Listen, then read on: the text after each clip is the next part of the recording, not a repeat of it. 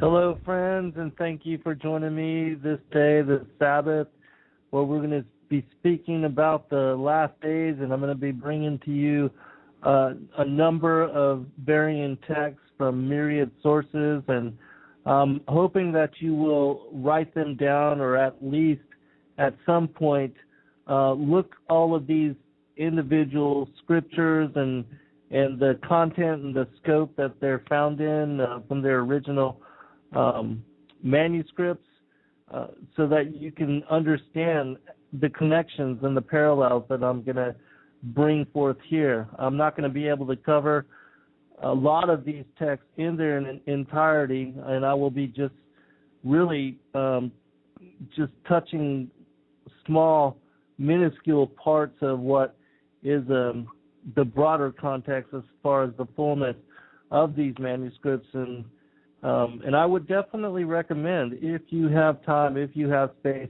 if you're a seeker of truth and you want to know for yourself about all of the things that I'm going to be covering here, look them up for yourselves. I'll definitely take time to mention them slowly so that you can capture and write them down if necessary, and also because we're definitely not going to have enough time today to cover all of what I would like to cover. So I'm planning on doing a series so I can cover in fullness all the things that I want to try to bring forth in this show. There's so much. Once you have started to look into all the myriad texts that are freely available to us with the broad reach of the internet. There's so much out there. There's so many books, thousands even. And I am still, having been a student of most of them for decades even now, I've read many, many, many individual texts from all over the world, different mythologies, extra-biblical books, and there are still texts coming to light almost seemingly daily. And so it's hard to keep up with the amount of knowledge that is being poured out on this generation. And, the Father said that He would be pouring out the Spirit onto all people, onto all flesh. And so there is definitely, and it's almost overwhelming, especially for those of you that have not begun to look into all these various texts. It's almost like you really don't have time. And so, I appreciate those of you that are grateful for the work that I do and trying to bring as many of these to you as I possibly can, because I want you to at least know about them so that you can review them for yourself, delve into them for yourself, because it's my opinion, as I said and stated before, that really we're trying to solve a crime. We're trying to solve a crime, and that crime is that knowledge has been stripped away from us, and stolen from us, has been kept from us by an elite group that is trying to keep you dumbed down, trying to keep you distracted and away from knowing not only the Father and the Son and having a relationship with them, but knowing about the fallen angels, the giants, the seed line of Cain, the lineage of the serpent, and what the context of Genesis 3:15, where there would be enmity between the seed of the woman and the seed of the serpent, what this means in fullness for our lives, and especially for those of us that find ourselves incarnated into the flesh now as being the last generation. As the fig tree generation, we are going to see the unfolding of all things. And as Christ said, He is going to reveal those things which have been kept secret since the foundations of the world. And so those of you like myself that are doing the work that we're trying to do in awakening people to remembrance of their self and who they are, why they're here, what all of this is about, Yahushua bless all of you in your struggle. I know that, like myself, many of my friends, my loved ones, even family members, consider me totally crazy and just, have off the wall, and I've lost, my sanity somewhere. That's basically what we are having to deal with, because those of us that have awakened up to the strange nature of what we are, living in and dealing with as far as a reality, and it's because it's completely unlike what we have been taught as children. All of the esoteric aspects of those things that are covered within the Word, they're not spoken about in the mainstream churches. They're not reviewed. They're, barely, even if they are talked about, they're glossed over in such way that those that address them don't address them in a serious manner, and certainly don't put together the fullness of the picture so that you can have discernment on all things.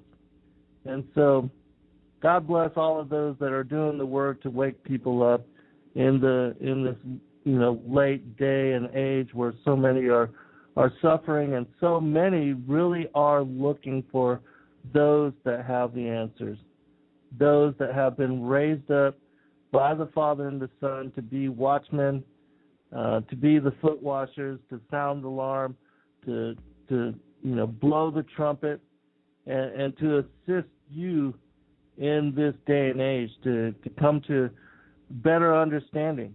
Christ told us to know thyself, and so that's what all of this is really about. And so I'm going to begin with a passage from the Kolbrin Bible, because it will be basically the shortest from the various texts that I'm going to be going into.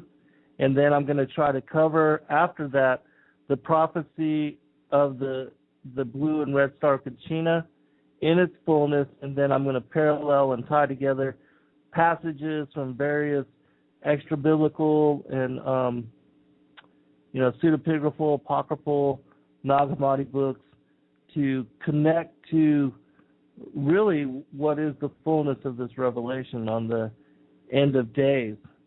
And so, welcome, Georgia, and welcome, Jennifer, and Mustang Sally, and Watcher Ruth, Forefront, all of the guests. I appreciate all of you. Rose, Son of Yahweh, Peace 333. I'm grateful. Jasmine, all of you, I'm grateful for your fellowship, and I'm proud to call you friends. All right, we're going to begin with, as I said, this is going to be from the Kolbrin Bible, chapter 5. It's called The Destroyer, Part 3. It's from the Scroll of Adepha, the Kolbrin Bible. For those that are interested, it came out in 2006. It's a huge body of work, many books of wisdom. Know that it is written from the Celtic and the Egyptian priesthood, Druidic priesthood, from their perspective and point of view. But as a book of reference, it's incredible in scope as far as its history and all the teachings that are contained within. But know that they do deny Christ as being the only begotten Son of God and the way and the truth and the light. So just, a little bit of discernment there. But again, as I said, in revealing the history and the several passerbys of the destroyer and the influence that it had upon our planet, it is incredible in scope, and it's very poetic in interpretation. So, beginning with this scroll, it says this: the doom shape called the destroyer in Egypt was seen in all the lands whereabout. In color it was bright and fiery, in appearance changing and unstable. It twisted about itself like a coil, like water bubbling into a pool from an underground supply, and all men agree it was a most fearsome sight. It was not a great comet or a lucent star, being more like a fiery body of flame. Its movements on high were slow. Below it swirled in the manner of smoke, and it remained close to the sun, whose face it hid. There was a bloody redness about it, which changed as it passed along its course. It caused death and destruction in its rising and setting. It swept the earth with gray cinder rain and caused many plagues, hunger and other evils. It bit the skin of men and beasts until they became mottled with sores. The earth was troubled and shook. The hills and mountains moved and rocked. The dark smoke filled heavens.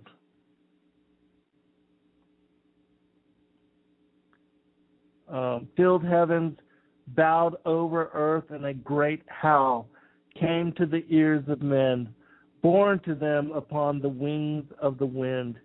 Real quick commentary.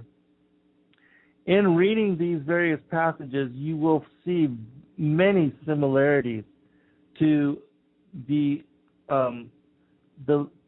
day of the Lord as written about in Revelation, because, again, it's my opinion that the destroyer, or Planet X, or Nibiru, whatever you want to call it, Wormwood, that it will have part to play in the pouring out of the wrath of God on those not written into the books of life. So, That being said, I'm going to continue on. It was the cry of the Dark Lord, the master of dread. Thick clouds of fiery smoke passed before him, and there was an awful hail of hot stones and coals of fire. The doom shape thundered sharply in the heavens and shot out bright lightning. The channels of water were turned back unto themselves when the land tilted, and great trees were tossed about and snapped like twigs. You know, for those of you that are waiting for a pole shift, this, seems to have happened previously. It even speaks about in the book of Enoch that during the time of Noah's flood that the land tilted and the stars changed position, could be connected to the return of the destroyer. Then a voice like 10,000 trumpets was heard over the wilderness, and before its burning breath the flames parted. The whole of the land moved and mountains melted. The sky itself roared like 10,000 lions in agony, and bright arrows of blood sped back and forth across its face. Earth swelled up like bread upon the hearth. This was the aspect of the doom shape called the destroyer, when it appeared in days long gone by, in olden times. It is thus described in the old records, a few of which remain. It is said that when it appears in the heavens above, the earth splits open from the heat like a nut roasted before the fire. Then flames shoot up through the surface and leap about like fiery fiends upon black blood. The moisture inside the land is all dried up. The pastures and cultivated places are consumed in flames, and they and all trees become white ashes. The doom shape is like a circling ball of flame which scatters small, fiery offspring in its train. It covers about a fifth part of the sky and sends writhing, snake-like fingers down to earth. Before it, the sky appears frightened, and it breaks up and scatters away. Midday is no brighter than night. It spawns a host of terrible things. These are things said of the destroyer in the old records. Read them with a solemn heart, knowing that the doom shape has its appointed time and will return. It would be foolish to let them go unheeded. Now, men say, such things are not destined for our days. May the great God above grant that this be so. But come, the day surely will, and in accordance with his nature, man will be unprepared. Again, that's from the Kolbrin Bible, chapter 5, dealing with the destroyer, which the Kolbrin, that's the name that it gives to what is cited as wormwood in Revelation, what is called the blue star, red star Kachina of the Hopi prophecy, which I am about to go into, Nibiru, Planet X, whatever you want to call it, it's all the same thing. It's been here before, and it's cited in prophecy to return again. Now, I want you to know, especially for the listening audience, I'm coming up on what I think will be the conclusion of my 7th book, and I have decided on a title. I'm going to call it Skyfall, Angels of Destiny, Pre-existence and the Predestinated Soul, or Spirit. So that will be the title of the new manuscript and the new book. I am supposed to turn it into tape on April 22nd. The King, the Lord, the Father, the Son willing, I will be done with it. I'm trying to go through the final edit now, and then I will submit it to them. Of course, Tate has a certain process where it will take a long period of time to get to you as far as being released to the public in book form as a finished product. But know that I am trying to finish it in as quick as I can. And I've already decided on what I will be working on as far as my 8th book. And that book will have to do with the Destroyer, Planet X, and the last days. And I'm going to put together in entirety all of the various manuscripts that are related to the last days and to the end times. And there's many of them, and you'll hear about a lot of what will be contained in that work in the context of this show today. Because just with what I have, the references that I have on the Destroyer from the Kolbrin Bible in itself would make a small book. And then putting it together with this prophecy and all of the extra biblical books and the pseudepigraphal, the apocryphal texts that deal with the last days, it's going to be a major undertaking. So I'm hoping that I can get this one done that I'm working on now, and that I'll be able to get that one done in a timely fashion and present it to you with the massive amount of information that I have connected to and relevant to the things that many of you want to know about.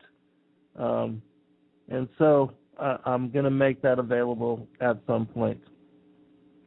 All right, let me check the chat room real quick, and then we'll continue on with the Hopi prophecy. I'm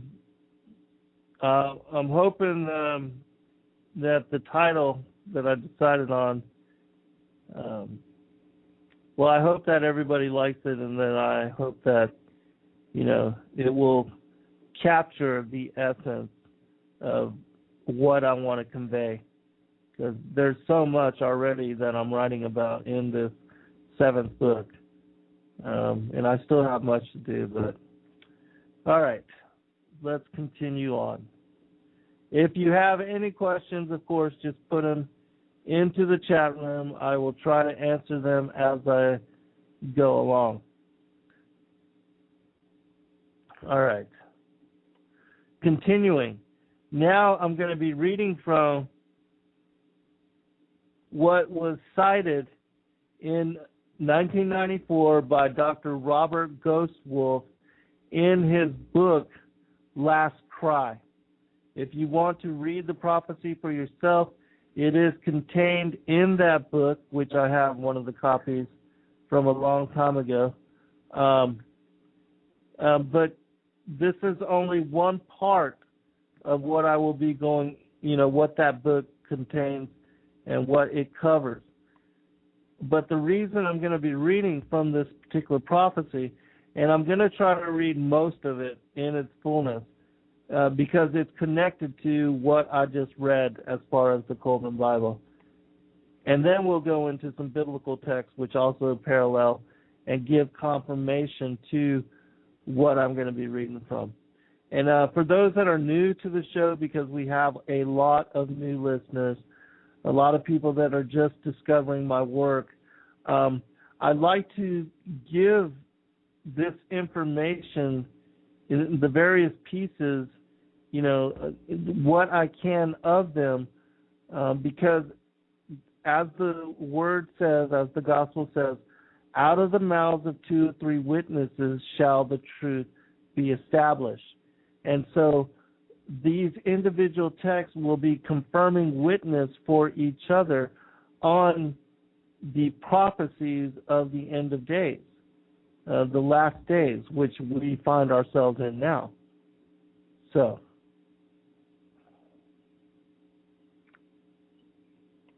beginning the prophecies on the blue and red star Kachina. It says this.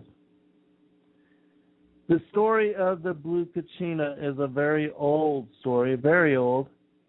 And this is Robert Ghostwell speaking. I'm going to be quoting from him and his testimony on this prophecy. I've been aware of the story of the blue Kachina since I was very young. I was told this story by grandfathers who are now between 80 and 100 years of age. Frank Waters also wrote about Sequoia, the blue star Kachina, in the book of the Hopi. The story came from Grandfather Dan, who is the oldest Hopi.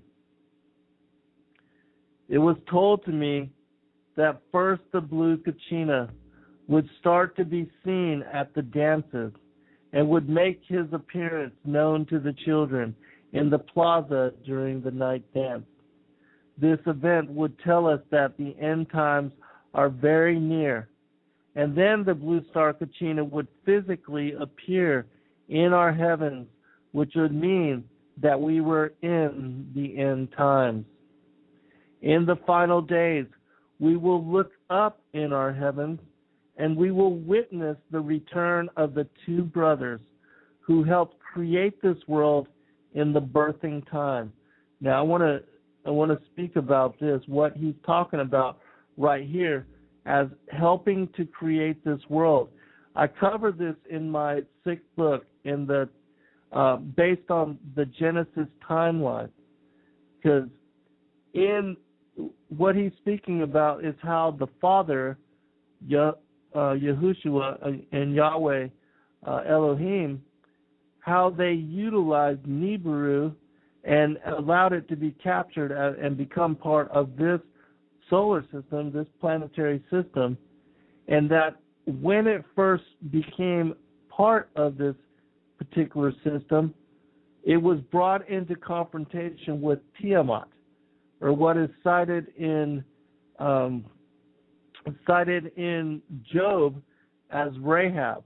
This planet was also known as Maldek. But anyways, this was the original Earth. This was the planet. It was a watery planet. And remember in Genesis when it speaks about there was a time where the Earth was enveloped in a watery canopy and the stars were unable to be seen, and that the Earth was watered by a mist, from a mist that rose up from the Earth. This was this particular planet, Tiamat, that I'm speaking about. And it was after the destruction of this planet that the water canopy surrounding the planet, this was also before there was rain, that all of the things, the seeing of the stars, being able to see the constellations and the celestial heavens, that's what was talking about as the reformation, the reconstruction of the planet, the tohu wabohu speaking about in Genesis, where the earth became null and void. So that's what he's speaking about here. Of course, I don't think he knows that, that is what is connected to all those things that I just mentioned. But in my work and the research that I've done, this is the discernment that the Father has led me to in bringing forth this information.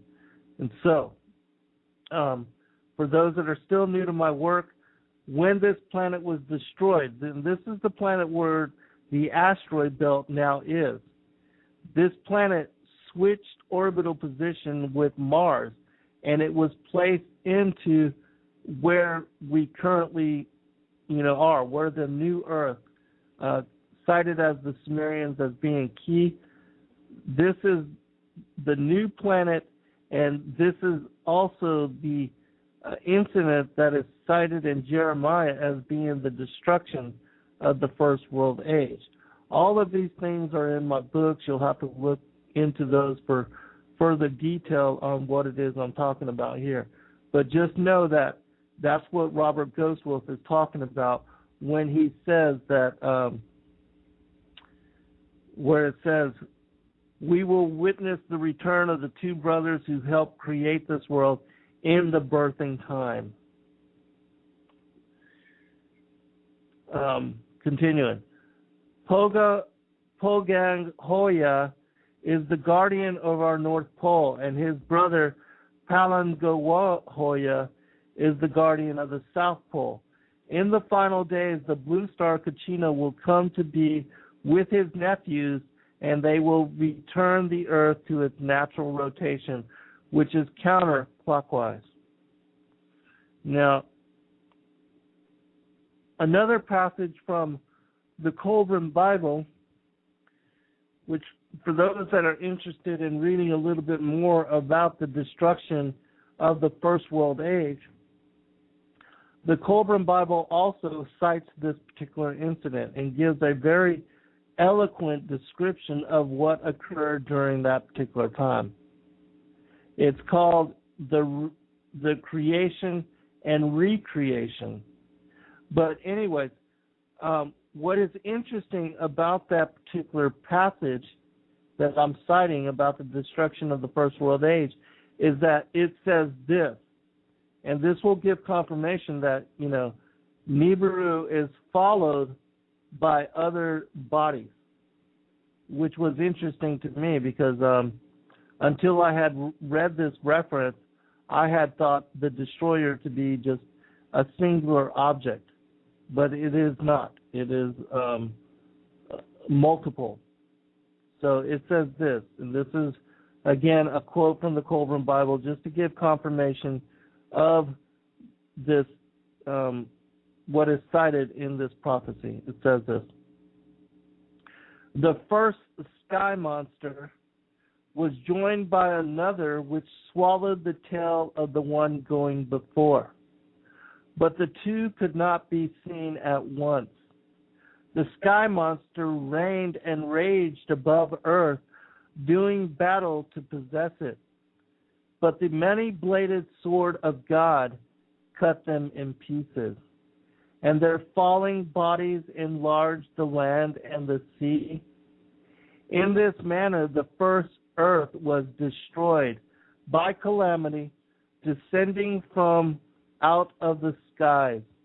The vaults of heaven had opened to bring forth monsters more fearsome than any that ever haunted the uneasy dreams of men.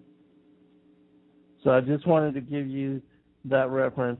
And if I have time, like I said, Yahushua willing, my next book will put all of this information together in it. And, if we make it to that point, it will be an incredible book that connects all of these things together, and I will elaborate more upon, the things that I just talked about. Let me check the chat room real quick and we'll continue. Jennifer is asking if I would take calls. Yes, I will. I will take calls, but just give me some time. I'll try to leave space at the very end of the show, maybe 15 minutes. Don't call now, Brian. There's a lot of information that I need to go through. Wait till about the last 15 minutes, and then we'll take your call. Unless it's relevant to what it is I'm speaking about right now. All right, we'll go ahead and see what Brian has to say.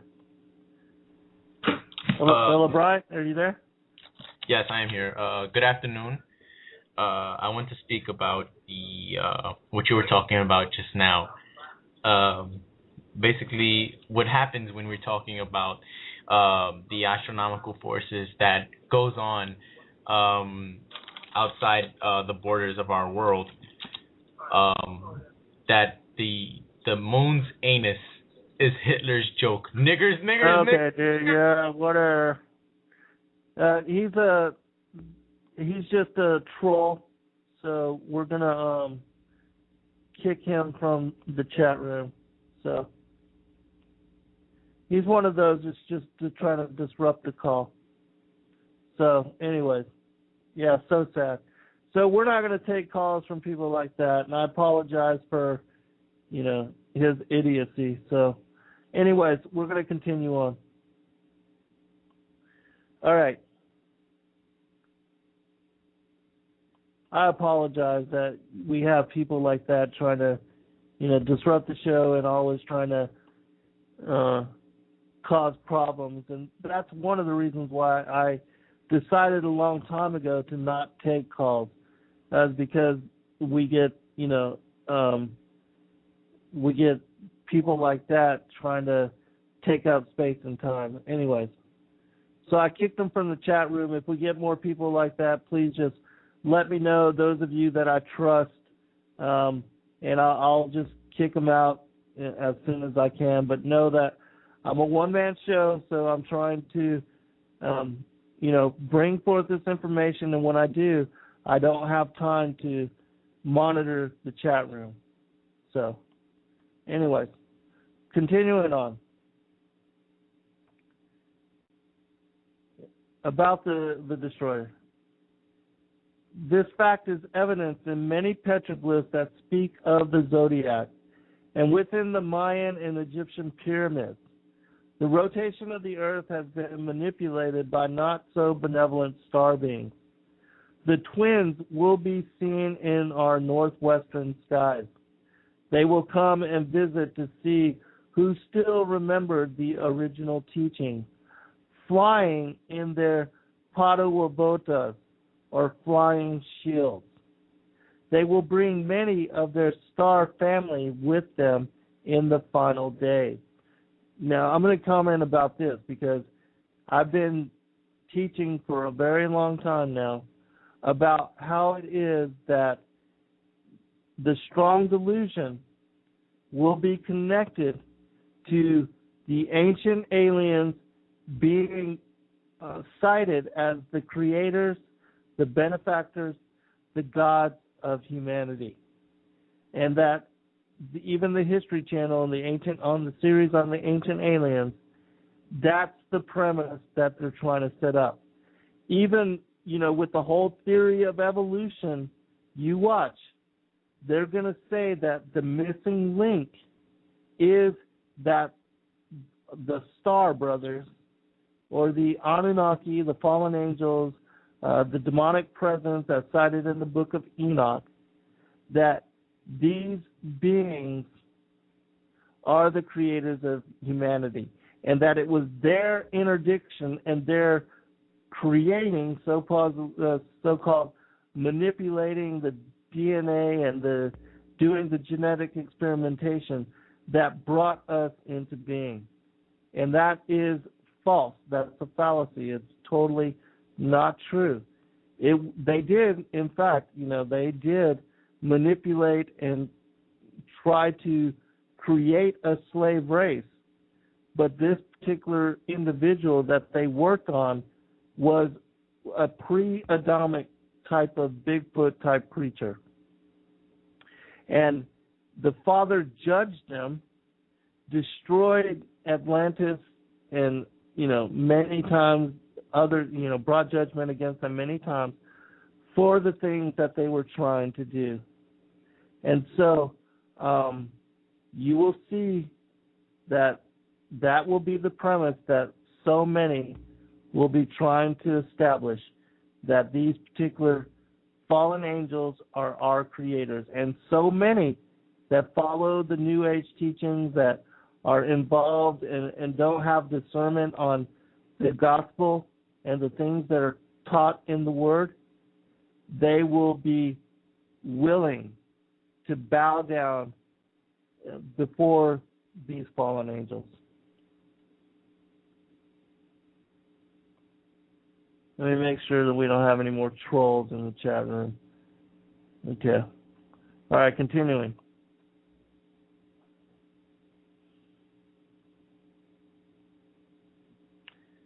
The return of the blue star Kachina, who is also known as Nanga Sohu, will be the alarm clock that tells us of a new day and new way of life, a new world that is coming.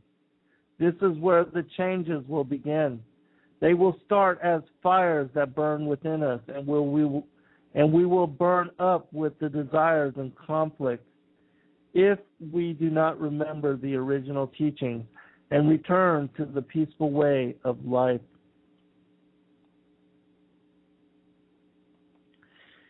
Not far behind the twins will come the purifier.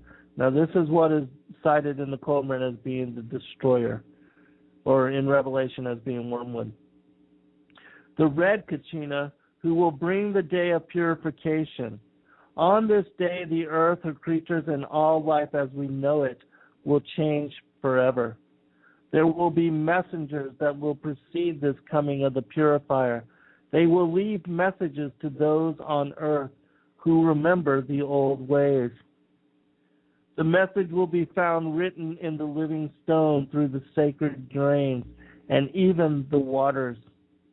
From the purifier will issue forth a great red light. All things will change in their manner of being. Every living thing will be offered the opportunity to change from the largest to the smallest thing. Those who return to the ways given to us in the original teaching and live in natural way of life will not be touched by the coming of the purifier. They will survive and build the new world. Only in the ancient teachings will the ability to understand the messages be found. The appearance of the twins begins a period of 7 years. 7 years will be our final opportunity to change our ways. Just like it says that tribulation will be 7 years, same thing here. Everything we experience is all a matter of choice. Many will appear to have lost their souls in these final days. So intense will the nature of changes be that those who are weak in spiritual awareness will go insane. For we are nothing without spirit. They will disappear, for they are just hollow vessels for anything to use. Life will be so bad in the cities that many will choose to leave this plane, some in whole groups.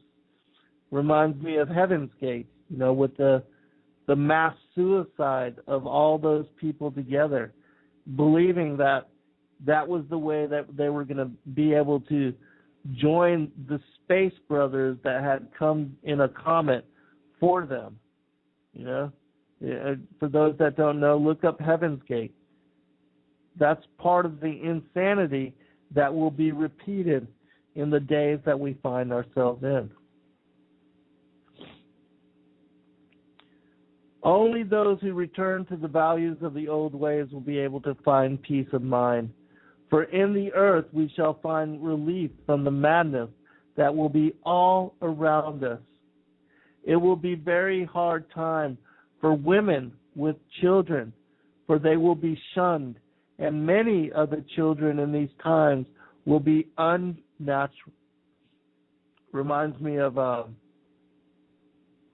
Genesis 6. With the matings of the sons of God with the daughters of man, the creation of the giants, how the giants could not even be birthed naturally, but they split open the bellies of their mothers. Some being from the stars, some from past worlds. Some will even be created by man in an unnatural manner and will be soulless. Can you talk about or connect that with what's going on in supposedly the Dulce underground bases, with what Thomas Costello brought forth, risked his life to bring pictures and manuals, and I believe even one video, and he has since disappeared. But he risked his life to give confirmation of the strange nature. The Dr. Moreau type experimentation that is supposedly going on in these underground bases between a collaboration of the fallen angels with those that work in the black ops. It's a very evil and sinister thing, just like what they did back before the days of Noah, even before the creation of modern humanity.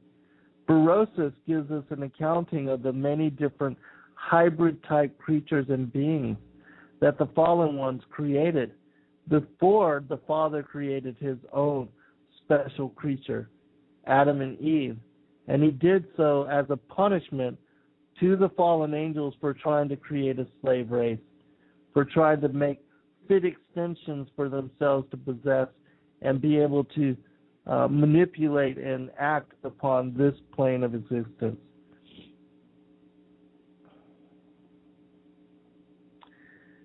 Many of the people in this time will be empty in spirit. They will have sampaku, no life force in their eyes. As we get close to the time of the arrival of the purifier, there will be those who walk as ghosts through the cities, through canyons they will have constructed. In their man-made mountains, those that walk through these places will be very heavy in their walk. It will appear almost painful as they take each step, for they will be disconnected from their spirit and the earth. After the arrival of the twin, they will begin to vanish before your eyes like so much smoke. Others will have great deformities, both in the mind and upon their bodies. There will be those who would walk in the body that are not from this reality. For many of the gateways that once protected us will be opened. There will be much confusion between the sexes and children and their elders. This reminds me of the passage that I often quote about the serpent-headed creatures, the reptilian shapeshifters, whom I've connected to the Nakash of Genesis chapter 3, the feathered serpent that is cited as being a bringer of wisdom, culture, and civilization to so many peoples from around the world. And I've read much of that mythology and have quoted from much of that oral tradition in my books and my radio shows and my works and my video to tie all of this together. And here again, we have another reference from a completely individual source speaking about the same thing that the Emerald Tablets of Thought, tablet number 6, speaks about. And for those of you that are, familiar with my work, you know exactly what it is that I'm talking about, where it says that when the blood is offered, done in ritual, that they are able to possess and take over the bodies of humanity. And it also speaks about that this was how it was that they came to rule over humanity, by taking over, invading the councils of the chiefs, those who are the chiefs of the world. And by occupying and possessing these individuals, they were able to take over and set forth their what they want as an agenda, which is the New World Order, as the focus and direction for world, even though it is adverse and totally against what is beneficial for the common good of humanity and for us as a collective, as a planet, as a people. All right, continuing. And I'm almost done with the Hopi prophecies.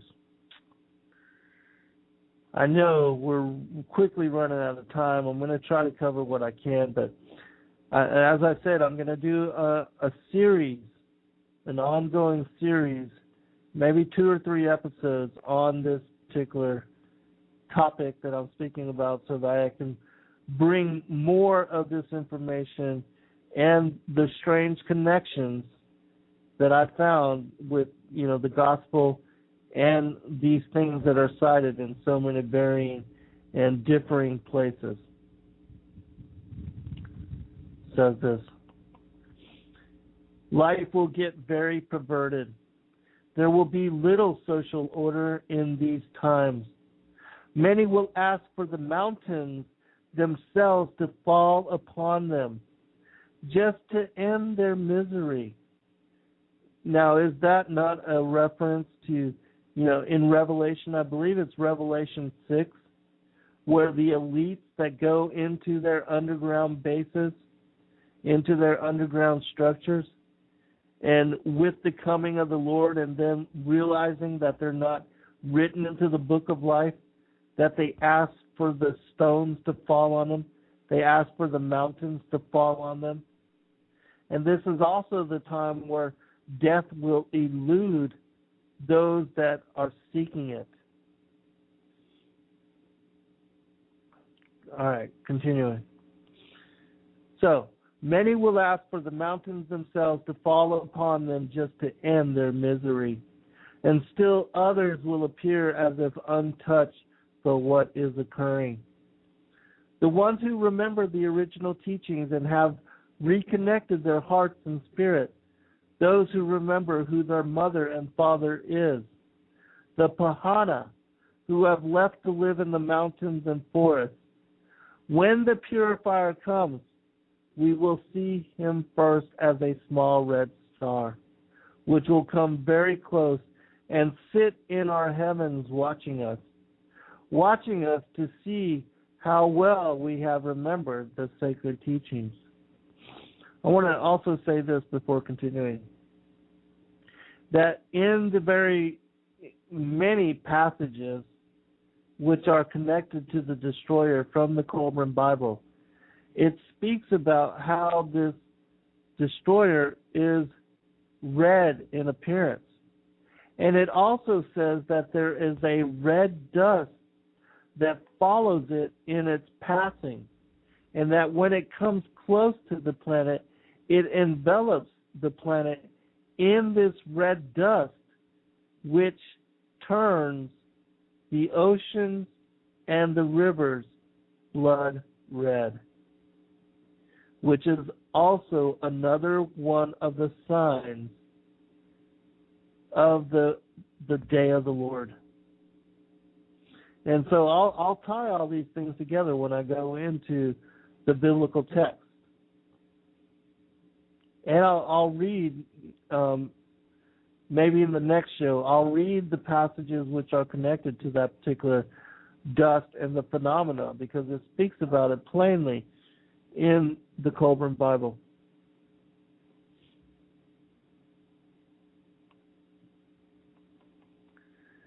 This purifier will show us many miraculous signs in our heavens. In this way, we will know Creator is not a dream. Even those who do not feel their connection to Spirit will see the face of Creator across the sky. Things unseen will be felt very strongly. Many things will begin to occur that will not make sense, for reality will be shifting back in and out of the dream state. There will be many doorways to the lower world that will open at this time. Things long forgotten will come back to remind us of our past creation. All living things will want to be present for this day when time ends, and we enter the forever cycle of the fifth world. Remember, in the gospel, it speaks about the release of the locust army. And it also speaks about in Joel chapter 2, as the return of the Nephilim and the giants, which are also connected to the locust army. It speaks about the release of the 4 angels from the river Euphrates, from the place of Dudael, where they have been imprisoned for a specific time and place, which at the end of days they will be loosed again. And that Apollyon Abaddon, he who holds the key to the bottomless pit, when he is released, he also will herald and usher in the release of the giants and all kind of strange and unnatural creatures and beings that we have not seen and been witness to since the days of Noah. Remember, Christ said in Matthew 24, Mark 13, Luke 21, that as in the days of Noah, so shall it be in the days of the second coming of the Son of Man. It's the same thing. Check the chat room real quick.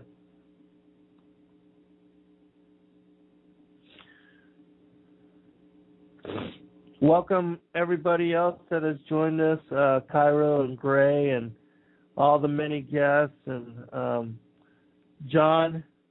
We've got a lot of people that have joined us, and a lot of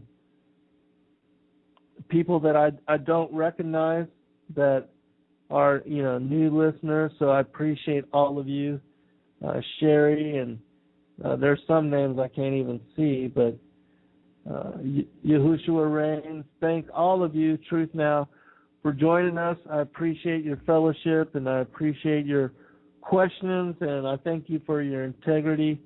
And I honor all of you for the beautiful dialogue that you share with each other in the chat room when I'm not able to monitor. Ruth, Watcher Ruth, wants to know what I'm reading from. This is the prophecy, the Hopi prophecy on the return of the blue and the red star Kachina, which is also spoken about in Revelation as wormwood, and is spoken about in the Kolbrin Bible as being the destroyer. Now we know that the Vatican has set up their Lucifer telescope to monitor and to watch for the return of Planet X or Nibiru. Same thing, same phenomena, just different names, different definitions, but all the same thing. God bless all of you too. All right, continue. We will receive many warnings, allowing us to change our ways from below the earth as well as above. Then one morning, in a moment, we will awaken to the red dawn. Remember I told you about the red dust that is accompanied with this particular phenomena? This is what is being cited right here again. The same thing as when Revelation speaks about the oceans and the rivers and the streams turning blood red. The sky will be the color of blood. Many things will then begin to happen that right now we are not sure of their exact nature. For much of reality will not be as it is now. There will be many strange beasts upon the earth in those days, some from the past and some that we have never seen.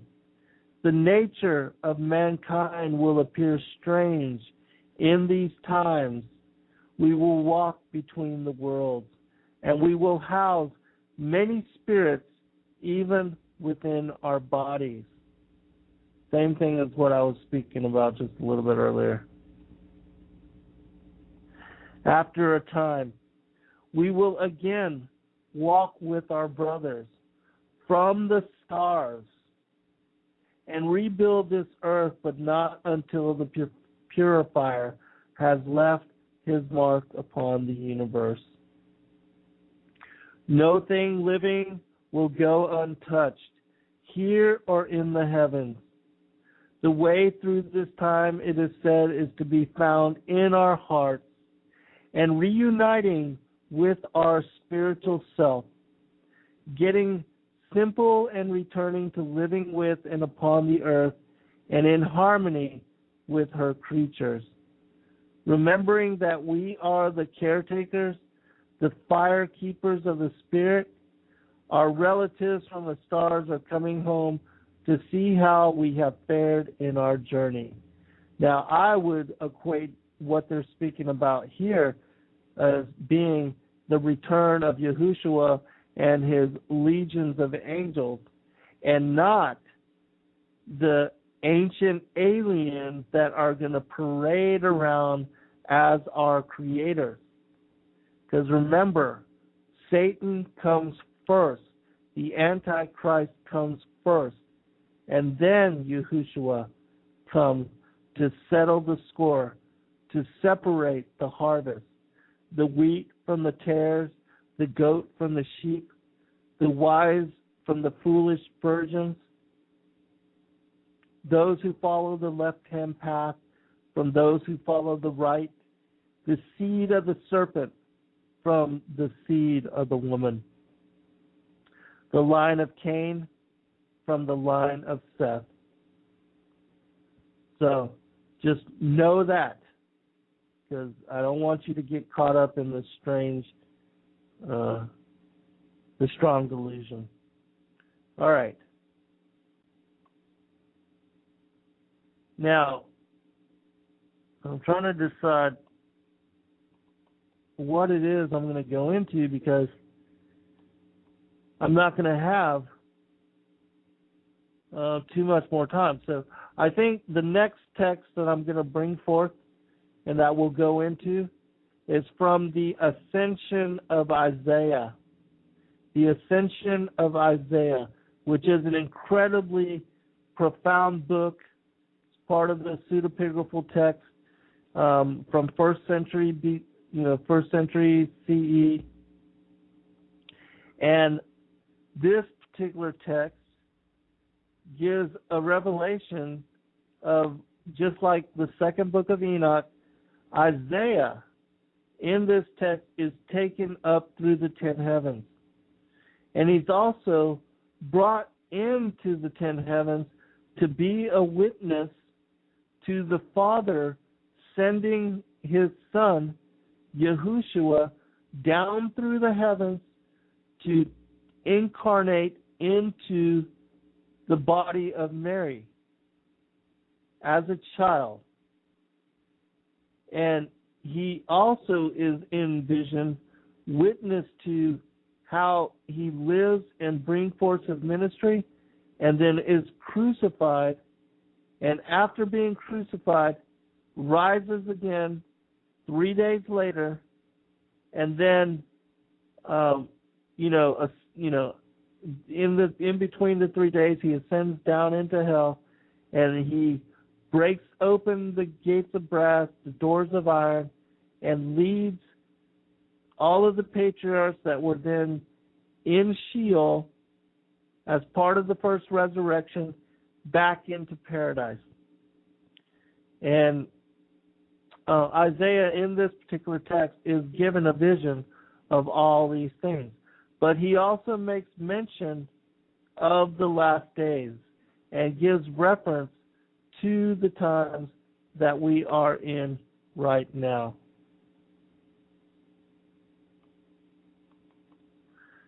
From the Ascension of Isaiah. And they will teach all the nations in every tongue of the resurrection of the beloved. Now, I'm skipping forward. I'm not going to read the entire text, but I'm pinpointing just that part that is relevant to our generation. And those who believe in his cross will be saved, and his ascension into the seventh heaven whence he came. And that many who believe in him will speak through the Holy Spirit, and many signs and wonders will be wrought in those days. And afterwards, on the eve of his approach, his disciples will forsake the teachings of the 12 apostles, and their faith, and their love, and their purity. And there will be much contention on the eve of his advent and his approach. And in those days many will love office, though devoid of wisdom. There will be many lawless elders and shepherds dealing wrongly by their own sheep, and they will ravage them owing to their not having holy shepherds. And many will change the honor of the garments of the saints for the garments of the covetous. And there will be much respect of persons in those days, and lovers of the honor of this world. And there will be much slander and vainglory at the approach of the Lord, and the Holy Spirit will withdraw from many. And there will not be in those days many prophets, nor those who speak trustworthy words, save one here and there in diverse places, on account of the spirit of error and fornication and of vainglory and of covetousness, which shall be in those who will be called servants of that one, and in those who will receive that one. And there will be great hatred in the shepherds and elders towards each other. For there will be great jealousy in the last days, for everyone will say what is pleasing in his own eyes.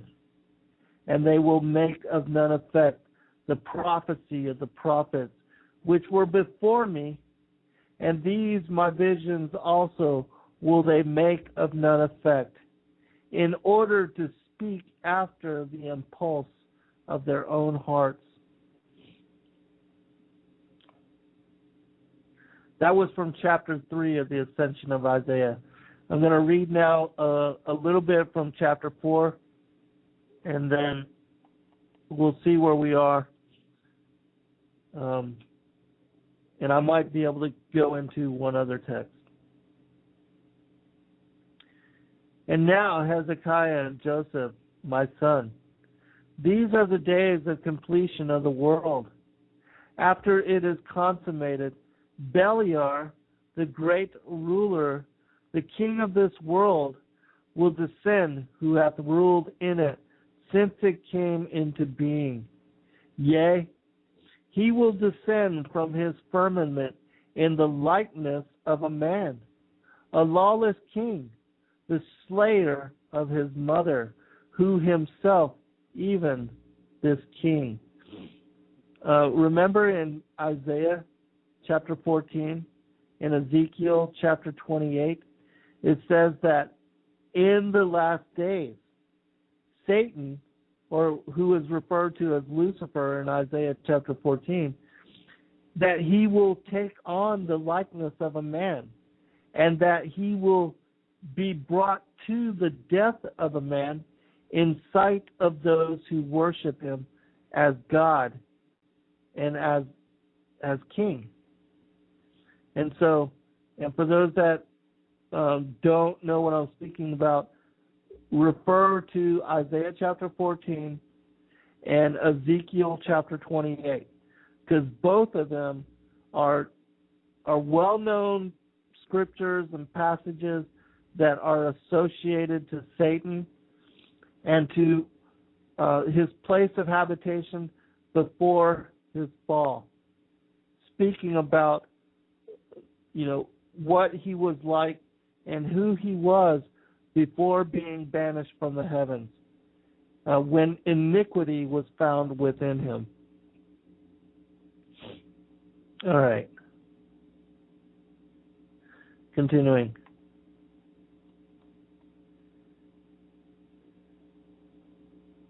He will persecute the plant which the 12 apostles of the beloved have planted. Of the 12, one will be delivered into his hands. This ruler, in the form of that king, will come, and there will come with him all the powers of this world, and they will hearken unto him in all that he desires. And at his word the sun will rise at night, and he will make the moon to appear at the 6th hour. And all that he hath desired he will do in the world. He will do and speak like the beloved, and he will say, I am God, and before me there has been none. And all the people in the world will believe in him, and they will sacrifice to him, and they will serve him, saying, This is God, and beside him there is no other. And they, greater number of those who shall have been associated together in order to receive the beloved, he will turn aside after him. And there will be the power of his miracles in every city and region. And he will set up his image before him in every city. And he shall bear sway 3 years and 7 months and 27 days. Remember that the Antichrist rules for the last 3.5 years of tribulation. And also remember that the false prophet, whom is, according to the prophecy of Malachi, is the current pope that is sitting in office, that was just introduced after the resignation of Pope Benedict. That Pope Francis will be the false prophet that reigns in and heralds in the reign of the Antichrist. So it's my opinion that we are already halfway into the tribulation, and that it will be soon that the Antichrist will be revealed. And according to Daniel's timeline, for those that haven't studied it, look into Daniel's timeline, 70 weeks of Daniel. He explains this as well. And he speaks about how the last 7 years of tribulation will be ended with the sign of Revelation 12, with the woman clothed with the sun, the moon beneath her feet, a child within her womb, and a crown of 12 stars. That this particular celestial phenomena will take place on the Feast of Trumpets 2017. Now, I'm not saying that this is when Christ will return, or that this is when the rapture will occur as being on the last day, the last trump. I'm just saying that September 23rd, 2017, that will be the day when the sign of Revelation takes place. Because the woman clothed in the sun is the constellation of Virgo. And the sun will be behind the constellation of Virgo on this particular day. And it will also fulfill all of the other aspects of Revelation 12. Excuse me for just a minute.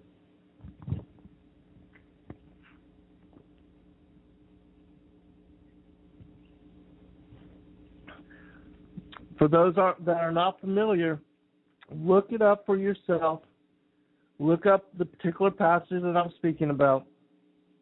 And this particular phenomena, all the aspects of what is written in Revelation 12 there, will occur and be fulfilled according to the stellarium and to those starry night, those different astrological programs where you can look at what is occurring in the heavens on a particular date.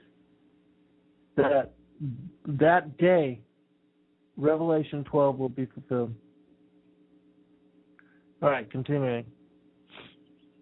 And many believers and saints, having seen him for whom they were hoping, who was crucified, Jesus the Lord Christ, after that Isaiah had seen him who was crucified and ascended, and those also who were believers in him, of these few in those days will be left as his servants, while they flee from desert to desert, awaiting the coming of the beloved. And after 1,332 days, the Lord will come with his angels and with the armies of the holy ones from the seventh heaven, with the glory of the seventh heaven, and he will drag Beliar into Gehenna, and also his armies. So see, this is after the reign of the Antichrist. So, as we said, the Antichrist will appear first. He will persecute the saints, just as it says in Matthew chapter 24, Mark 13, Luke 21, and that at the last trump, last day, that Christ will return with his legion of holy angels, and the harvest will ensue. Just as it also speaks about in the book of Enoch, which is another book that I will be citing in this series, but I know it won't be today. I will probably only have time to finish this scripture from the Ascension of Isaiah. But as I said, I will make it an ongoing series, and I'm going to try to bring forth all of the different texts that are tied to and associated to what I'm speaking from now. And he will give rest of the godly whom he shall find in the body in this world, and the sun will be ashamed. And to all who, because of their faith in him, have execrated Beliar and his kings. But the saints will come with the Lord with their garments, which are now stored up on high in the seventh heaven. With the Lord they will come, whose spirits are clothed. They will descend and be present in the world, and he will strengthen those who have been found in the body, together with the saints in the garments of the saints, and the Lord will minister to those who have kept watch in this world. And afterwards they will turn themselves upward in their garments, and their body will be left in this world. Almost done. Then the voice of the beloved will in wrath rebuke the things of heaven and the things of the earth, and the things of the earth and the mountains and the hills, and the cities and the desert and the forest, and the angel of the sun and that of the moon, and all things wherein Beliar manifested himself and acted openly in this world. And there will be a resurrection and a judgment in their midst in those days, and the beloved will cause fire to go forth from him, and it will consume all the godless, and they will be as though they had not been created. Remember, Isaiah chapter 14 and Ezekiel 28 also speak about how Satan, or Beliar as referenced here, will be killed by a fire from within. That the Lord will speak a word, and this fire will consume him from inside out and burn him and eradicate him from existence, so that he will be as if he had never been. I think I have time to go through one more quick passage from Joel chapter 2. Let me check the chat room real quick.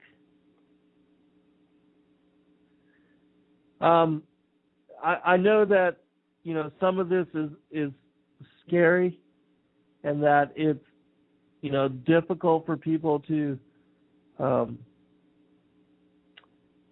grasp going through, but know that the Father and the Son can protect all people anywhere Just be on his side, develop a relationship with him, be under his wing of protection. You've got nothing to worry about. All right, real quick, because many of you are very familiar with the passage that I'm going to go into. P.R. Kohler says that the Kolbrin is not Scripture. Absolutely, it's not. And that's why I cited that it's written from the Celtic and Druidic and Egyptian perspective, and that they, in fact, deny Christ as Savior Messiah. I spoke about that in the very beginning of the show before you came into the chat room. So, but anyways, I'm covering this from many, many different perspectives. And, the Kolbrin is just one of those historical confirmations. So, anyways. And I don't, even the Hopi prophecies, they're not Scripture either, but they align to what is written in Scripture. Okay. No worries. No worries, PR. All right, continuing. Joel chapter 2, real quick. Blow ye the trumpet in Zion and sound an alarm in my holy mountain. Let all the inhabitants of the land tremble, for the day of the Lord cometh, for it is nigh at hand. A day of darkness and of gloominess, a day of clouds and of thick darkness, as the morning spread upon the mountains. A great people. Now this is speaking about the return of the fallen angels and the giants right here. A great people and a strong. There hath not been ever the like, neither shall be any more after it, even to the years of many generations. A fire devoureth before them, and behind them a flame burneth. The land is as the Garden of Eden before them, and behind them a desolate wilderness. Yea, and nothing shall escape them. The appearance of them is as the appearance of horses, and as horsemen, so shall they run. Like the noise of chariots on the tops of mountains shall they leap. Like the noise of a flame of fire that devoureth the stubble. As a strong people set in battle array, before their face the people shall be much pained. All faces shall gather blackness. They shall run like mighty men. They shall climb the wall like men of war, and they shall march every one on his ways, and they shall not break their ranks. Before their faces, the people shall be... Oh, I read that part. Okay, all right. Skipping. Neither shall one thrust one another. They shall walk every one in his path. And when they fall upon the sword, they shall not be wounded. They shall run to and fro in the city. They shall run upon the wall. They shall climb upon the houses. They shall enter in at the windows like a thief. The earth shall quake before them. The heavens shall tremble. The sun and the moon shall be dark, and the stars shall withdraw their shining. And the Lord shall utter his voice before his army, for his camp is very great. For he is strong that executeth his word. For the day of the Lord is great and very terrible, and who can abide it? One last thing. Let me pull this up real quick. Let me see if I can. I don't know if I'll have time, but let me see if I can read one final thing for you in concluding this teaching.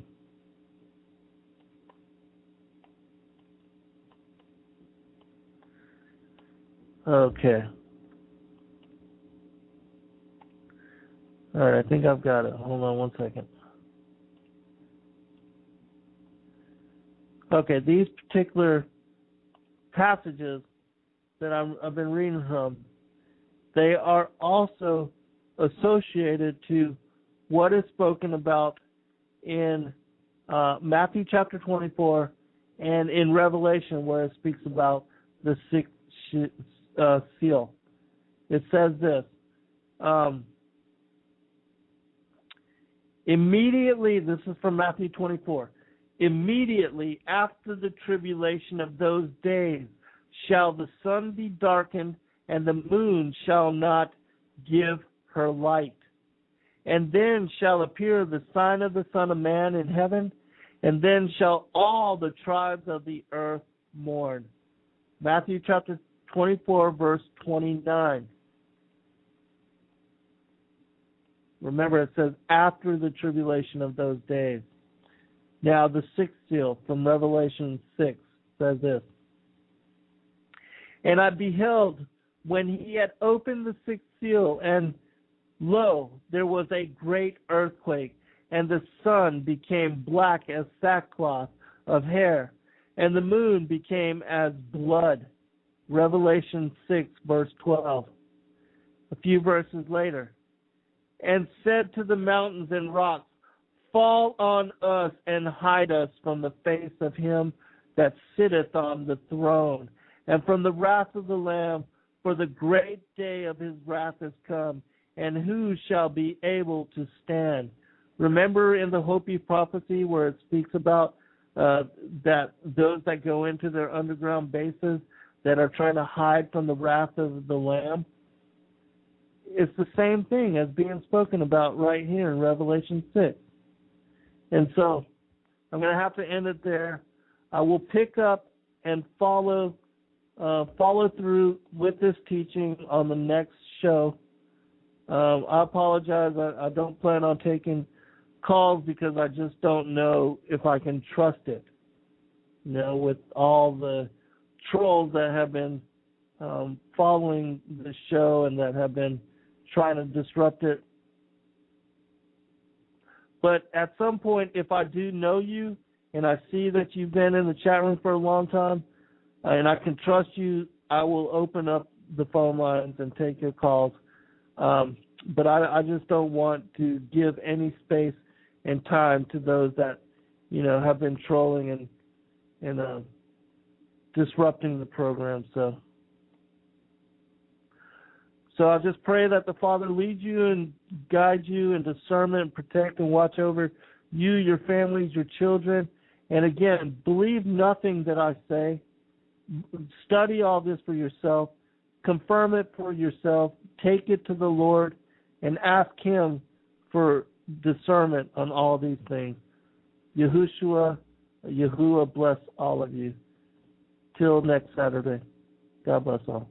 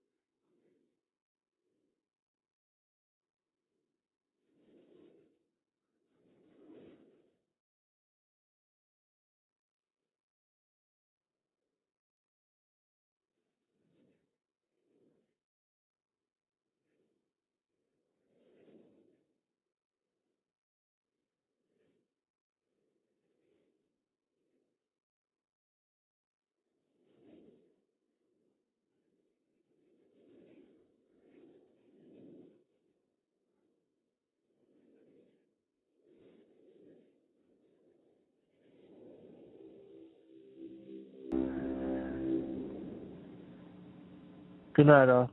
God bless.